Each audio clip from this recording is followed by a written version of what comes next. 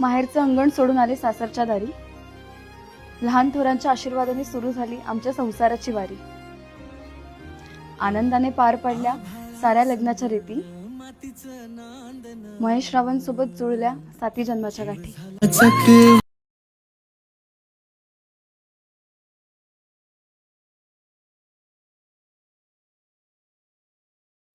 Wardrobe रिकामा केलाय, तुझे कपडे ठेवून दे त्याच्यात. हेल्प करू का? अगं पण बॅग पॅक करताना मी तुला सांगितलेलं ना की तो स्प्रे टाकून ठेव. ती तेवढी हालत खराब झाली, तुला मी काय सांगू. मला माहिती होतं एवढं सगळं धावपळीत माझे पाय वगैरे दुखणार आहे, म्हणून तो विविध स्प्रे मला इम्पॉर्टंट होता. आता मी ते कोणाला सांगणार आहे? मम्मी येतो का?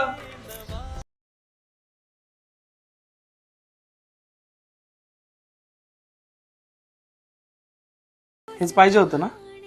अजून काय लागलं तर सांग. ऐका ना. बोल. थँक्यू. कशासाठी? मला तुम्ही तो स्प्रे आणून दिला आणि एवढी ॲडजस्टमेंट करताय माझ्यासाठी. आधी तुमचा वॉर्डरोब शेअर केला, मग ड्रेसिंग टेबल, आणि आता असे खाली झोपताय. तू तुझा 25 वर्षांचा कम्फर्ट सोडून आली माझ्याजवळ. मी तुझ्यासाठी इतकं नाही ऍडजस्ट करू शकत. Good night. वहिनी, आज तू जेवण बनव, बघू तुला काय काय येतं. ठीक आहे, तुम्ही सांगा तुम्हाला काय खावंसं वाटतंय, मी बनवते. आता आमचं काय, आता दादाच्या आवडीचं जेवण बनणार आहे. दादा सांग तुला काय आवडतं? साधं बनवलं तरी चालेल. कसं जेवायला? आमचं झालंय काय, जेवण बनवलेलं वहिनीने. खाऊन बघ दादा, भर झालंय.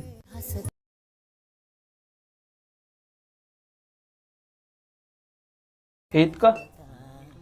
मी साधं बोललेलो जेवण.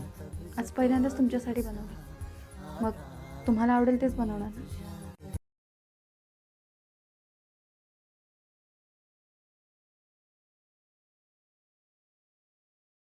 छान झालेलं जेवण. भेंडीची भाजी आवडली मला.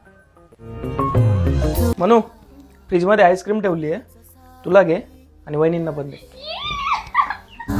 चॉकलेट फ्लेवर आईस्क्रीम आवडतं ना, माहिती आहे. स्वप्न चालून आले.